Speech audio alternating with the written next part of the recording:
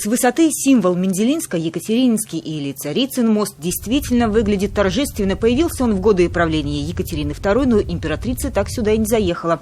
Железная дорога, которую проложили местные купцы 100 лет назад, пришла в упадок, ярмарки канули в историческое прошлое, но сам мост устоял на заброшенных берегах.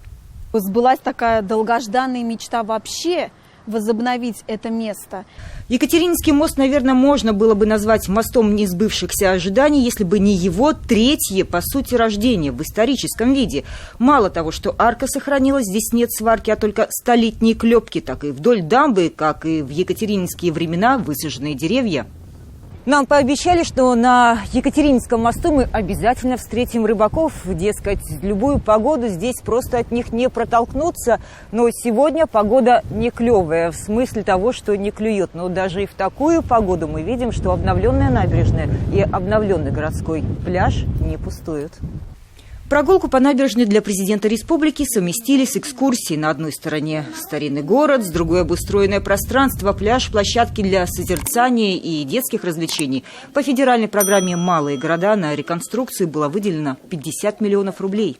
Как у вас здесь? Вот здесь собрались. Условия и комфорт жизни в городе – один из важных факторов привлечения специалистов. Об этом хорошо знает глава районной больницы. Врачи узкой направленности остаются на вес золота. Сам приезжий, родился в Западной Сибири, служил военным врачом, решил с семьей обосноваться на исторической родине. При начале реконструкции приемно-диагностического отделения высказал пожелание о создании отдельного инфекционного бокса. Коронавирус, к слову, тогда еще и не вышел за пределы Китая. И организовал противошоковое отделение, операционное от входа, буквально дверь в дверь. В случае поступления тяжелого больного или пострадавшего в ДТП, он сюда попадает сразу, можно сказать, с колес, вот через раздвижные двери, через холл. Здесь может быть проведен полный, весь необходимый спектр исследований и лечения. Машины экстренной помощи новые, ключи получили совсем недавно. Фасады самой больницы, как в Казани. Теперь планы на расширение и новое строительство.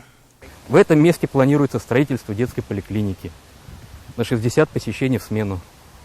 На реконструкцию районной больницы из республиканского бюджета было выделено почти 80 миллионов рублей. Рустам Минниханов ознакомился с результатом.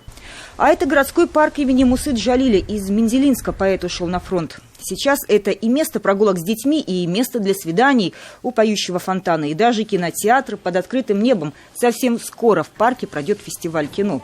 Работы велись по президентской программе «Парки и скверы», но больше всего удивляют не подсветка деревьев, не продуманность зонирования, а чистота. Чистотой города отвечают именно жители города, потому что это все как бы люди по собственной инициативе ходят и чистят вот этот город. И брусчатку мы вычищаем, прям ножичками траву вычищаем. По соседству с парком Дом культуры. Зал здесь на 400 мест. Аншлаги пока что невозможны только из-за ограничительных мер. Но своих зрителей ждут еще в 18 домах культуры и 20 сельских клубах. Практически все они попали в президентскую программу капитального ремонта культурных центров. Сколько процентов уже сделано? Сколько осталось? 80%. Отремонтированы либо реконструированы? У нас прошли капитальные ремонты и строительство. Еще одна республиканская программа «Наш двор» уникальная и по масштабу, по результатам внешнего преображения и социальному эффекту. Жители Мензелинска просят программу продлить, а в Заинске планируют отремонтировать за 3 года 145 дворов. Вот главное, чтобы сохранить двор, чтобы был вот такой живой, в порядке. Работы сейчас ведутся на 536 объектах по всей республике. Ранее Рустам Минниханов подчеркивал необходимость проведения благоустройства дворов качественно и с учетом пожеланий жителей. Несмотря на сложную экономическую ситуацию, финансирование программы сохранено. Лениногорск на этой неделе отметил свое 65-летие. Здесь президенту представили работы местных художников и неожиданно вручили подарок. Разрешите подарить вам подарок? Да? 100% татарин. И здесь на встрече с жителями после поздравлений речь зашла о первоклассниках. Программа «Помоги собраться в школу» в республике, она охватывает порядка 7 тысяч детей. Да, действительно, мы хотим, чтобы каждый ребенок достойно был подготовлен и пошел в школу. А к юбилею город получил обновленный парк. После прогулки на электромобиле Рустам Минниханов пригласил съехавшихся байкеров прогуляться по аллеям, но пешком. Шикарный парк. Сходите, посмотрите. И обустроен он по республиканской программе развития общественных пространств в Республике Татарстан. За 5 лет было реконструировано 396 объектов. В этом году еще 62.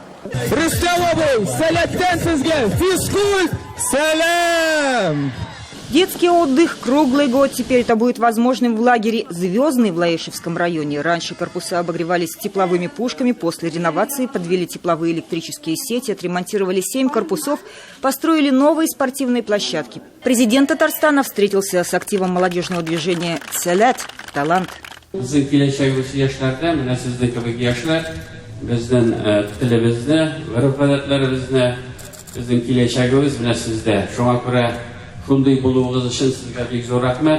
В лагере смогут разместиться 220 детей, готовы принимать со всей республики и со всех регионов России. В программу реновации «Лето детям» вошло большинство лагерей отдыха – 94 из 119.